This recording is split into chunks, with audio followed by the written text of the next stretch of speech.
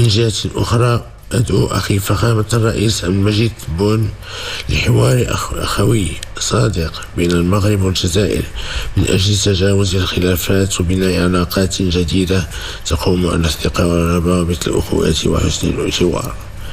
كما نجدد التزامنا بمواصلة العمل من أجل إحياء الاتحاد المغاربي على أساس الاحترام المتبادل والتعاون والتكامل بين الدول الخمس.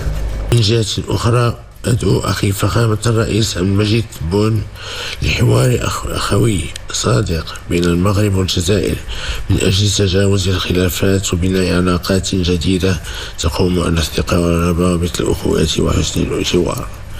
كما نجدد التزامنا بمواصلة العمل من أجل إحياء الاتحاد المغاربي على أساس الاحترام المتبادل والتعاون والتكامل بين الدول الخمس. من جهة أخرى،